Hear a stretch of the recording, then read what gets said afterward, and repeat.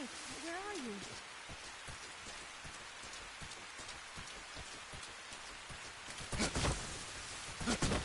Where'd you go?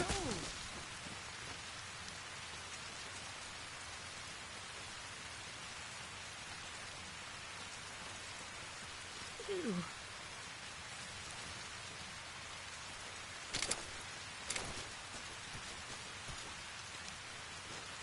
What is that?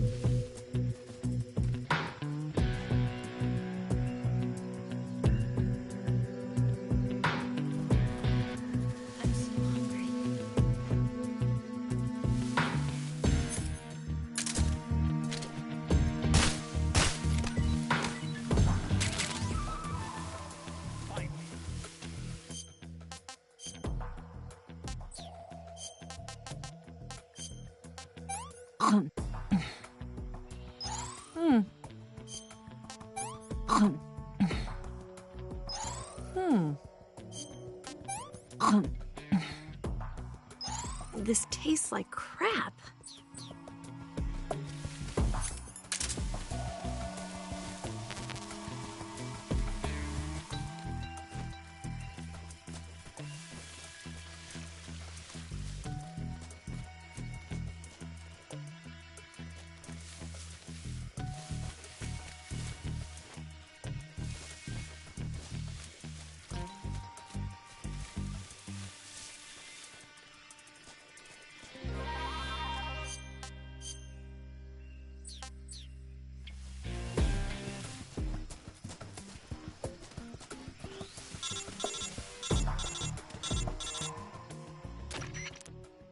Snake, the lake is just over that cliff.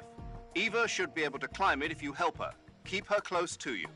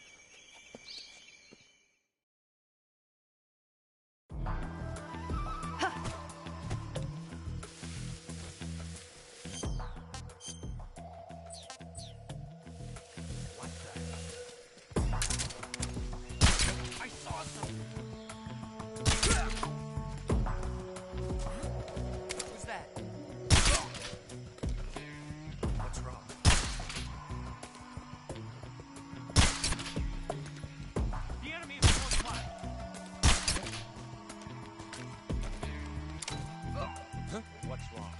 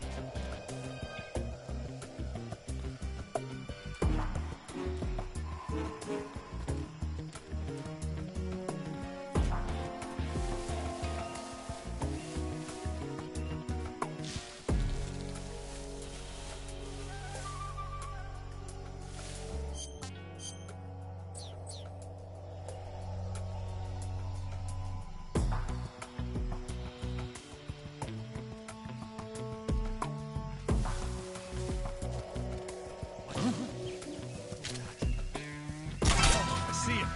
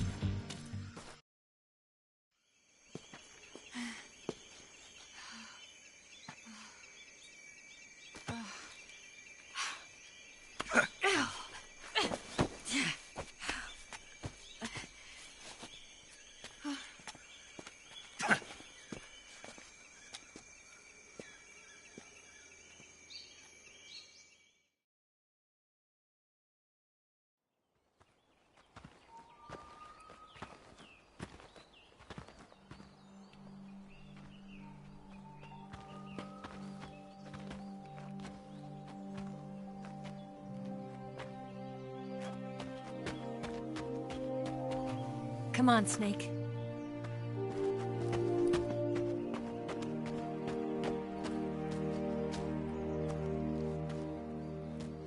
We made it. We made it. Over there.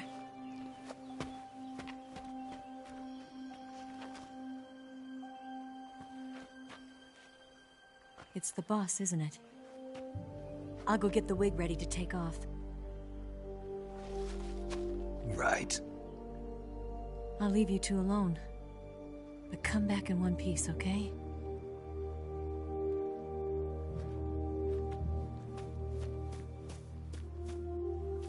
Promise me!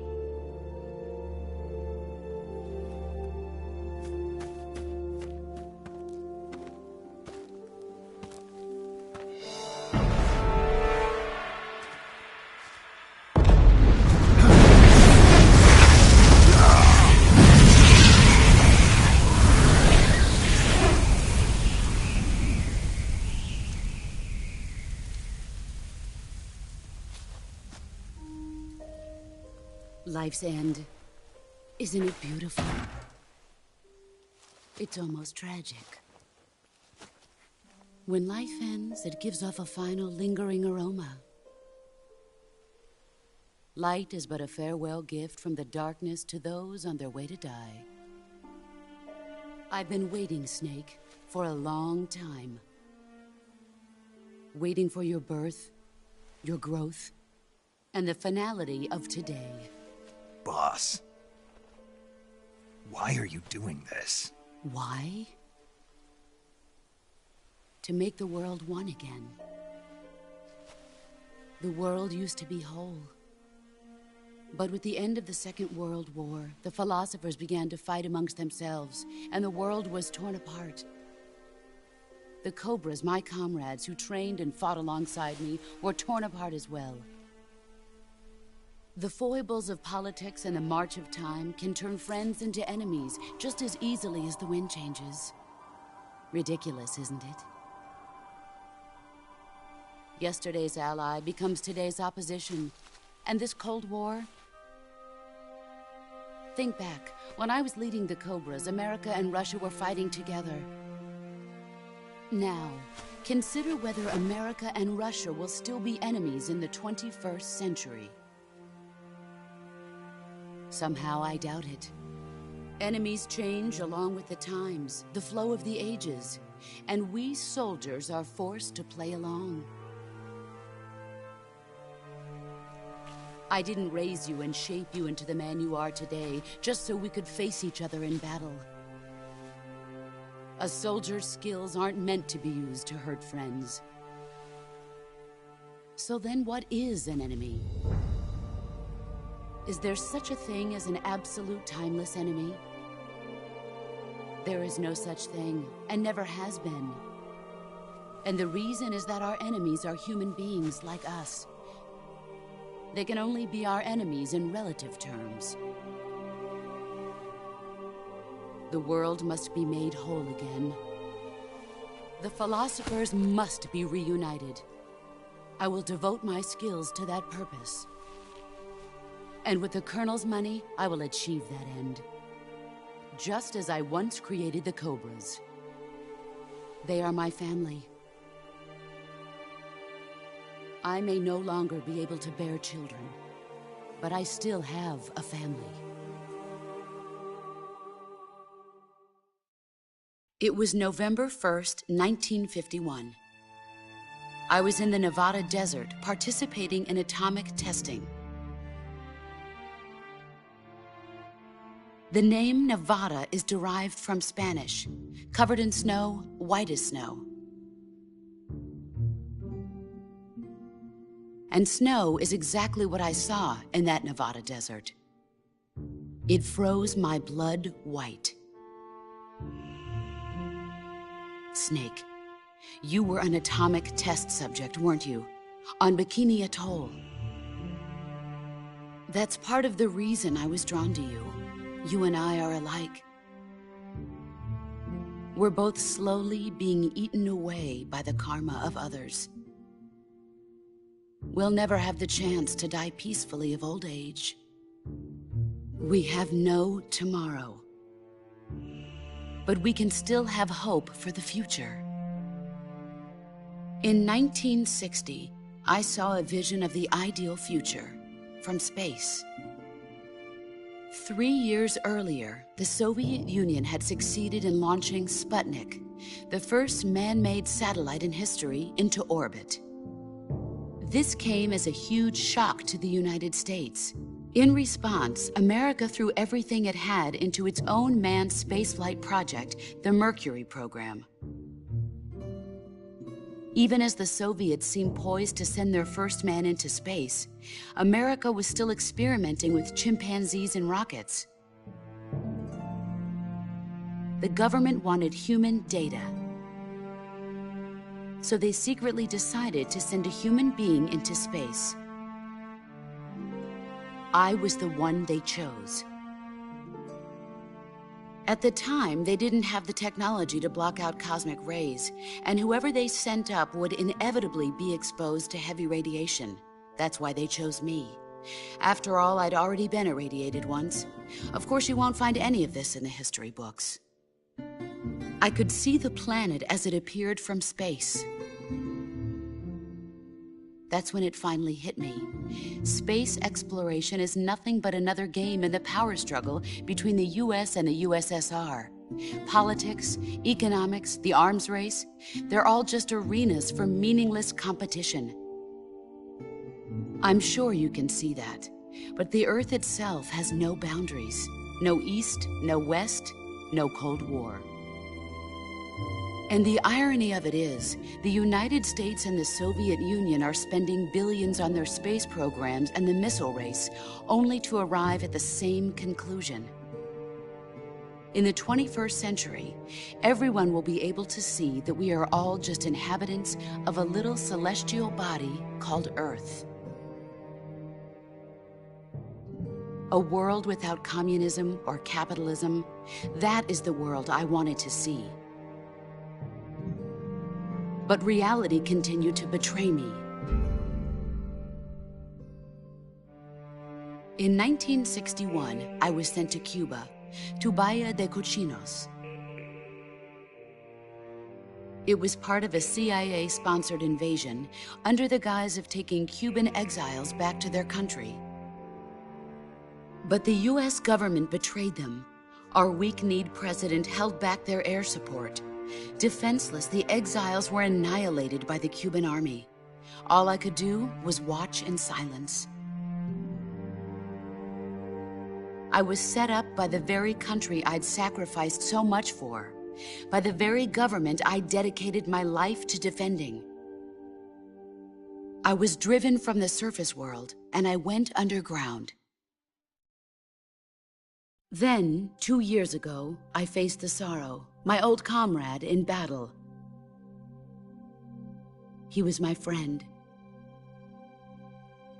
But one of us had to die. I was left with no choice. The sorrow gave his life for me.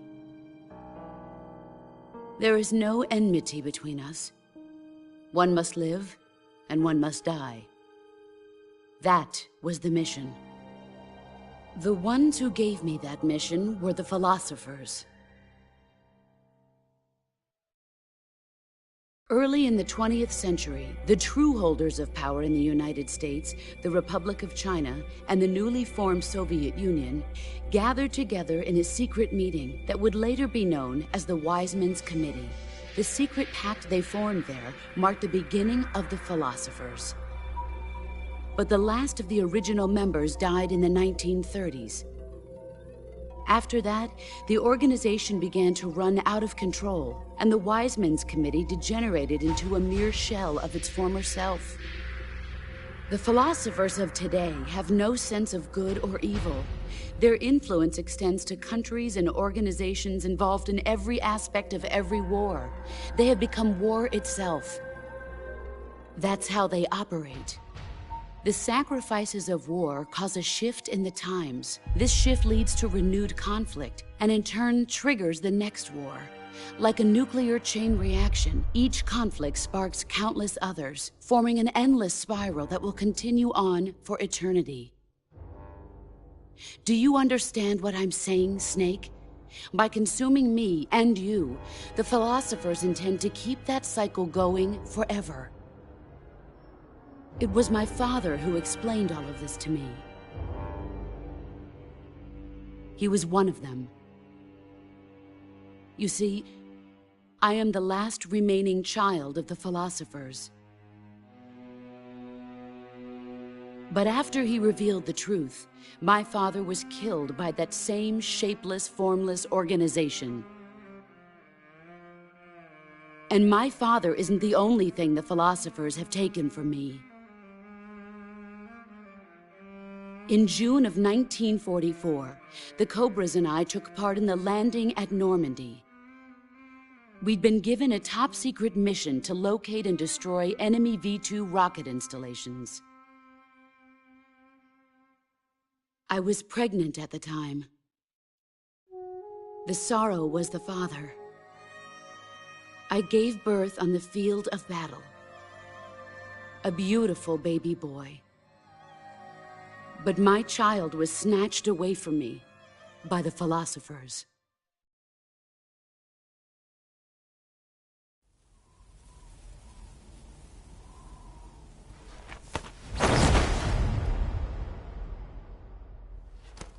Look at this scar. This is proof that I was once a mother. I gave up my body and my child for my country. There is nothing left inside me now. Nothing at all. No hatred, not even regret.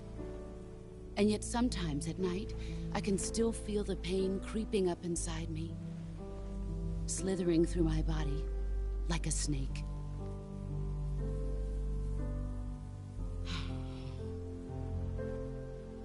I've never talked this much about myself before. Thanks. Thanks for listening to me.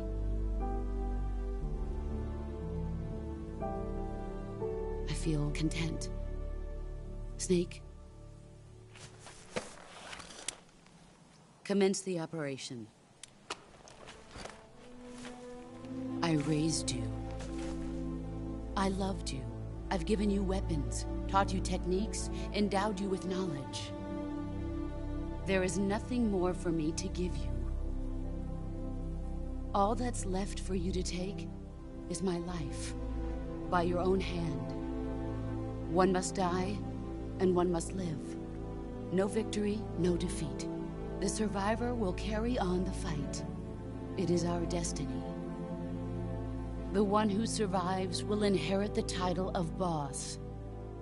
And the one who inherits the title of boss will face an existence of endless battle. I'll give you 10 minutes. In 10 minutes, MiGs will come and bomb the hell out of this place. If you can beat me in less than 10 minutes, you'll be able to escape in time. Let's make this the greatest 10 minutes of our lives, Jack. Boss. You're a soldier. Finish your mission. Prove your loyalty. Face me. I come. Excellent, Jack.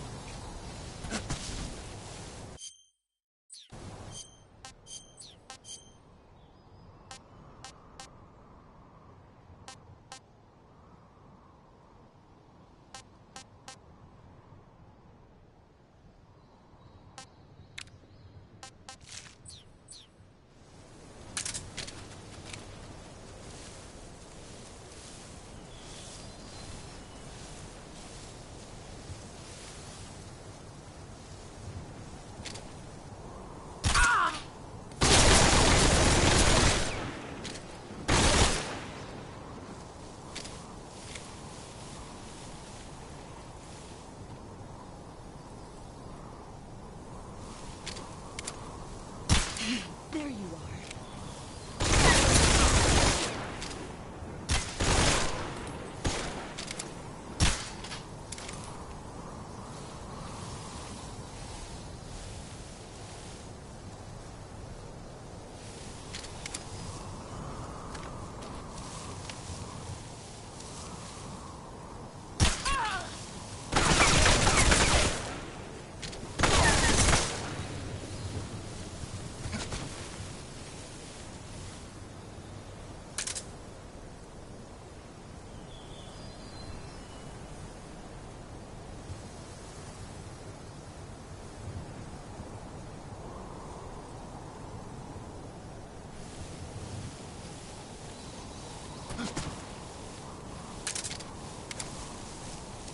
Where are you?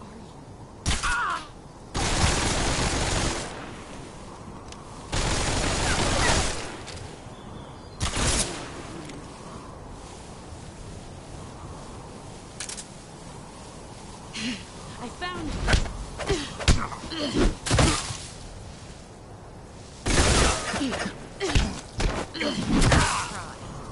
Pathetic. Run for it. Play rough. You're not the man I thought.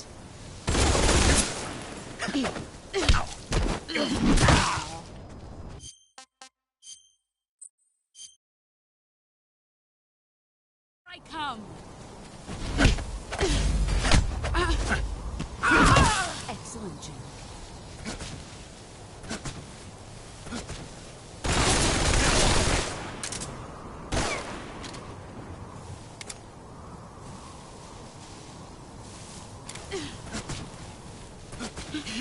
I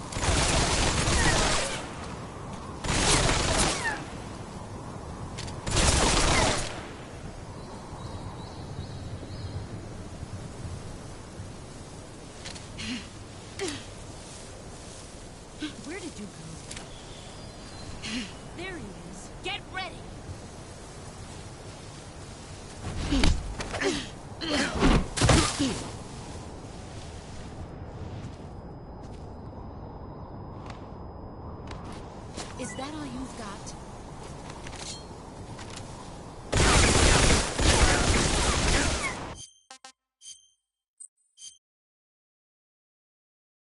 I come. Excellent, Jim.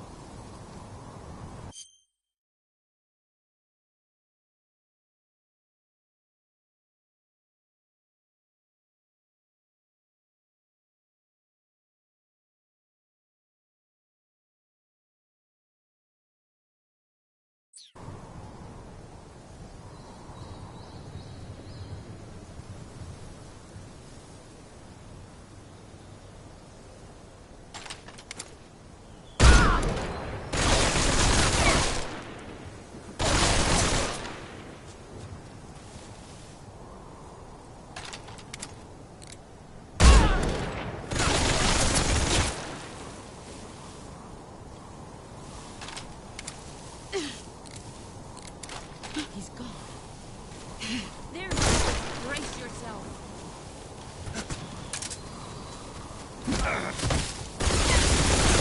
Move or you're dead. You're better than I remember.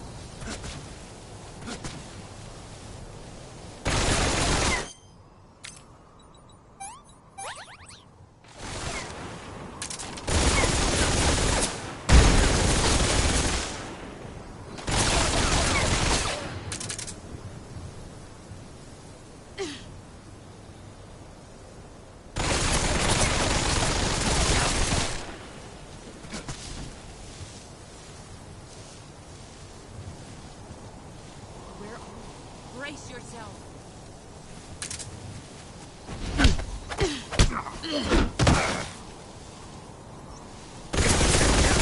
Run quick.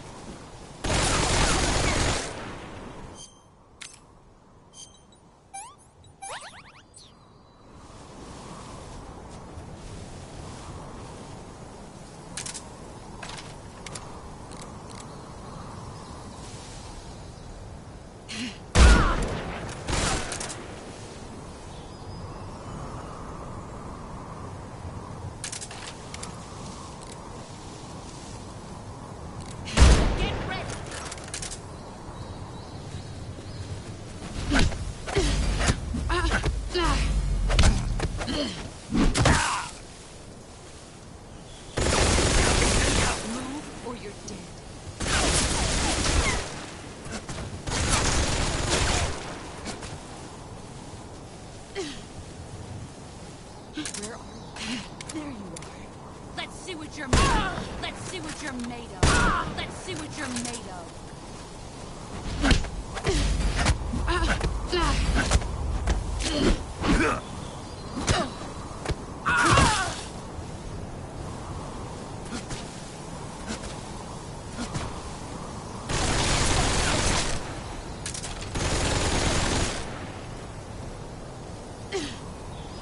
Here I come.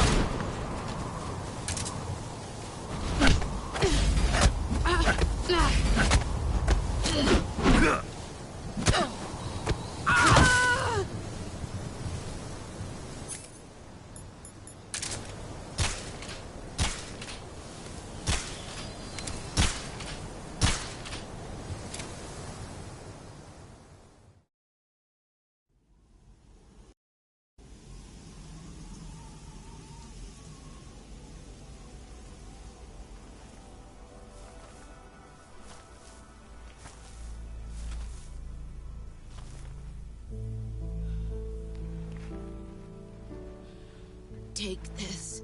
Keep it safe.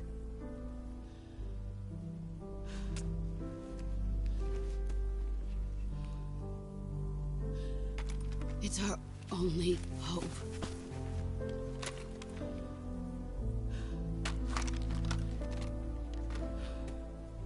A patriot?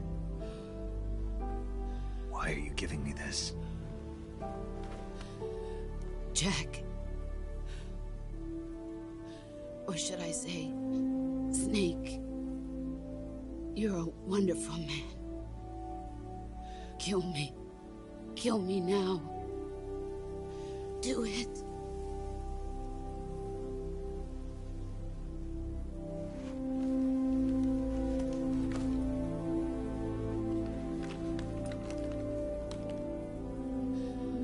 There's only room for one boss and one snake.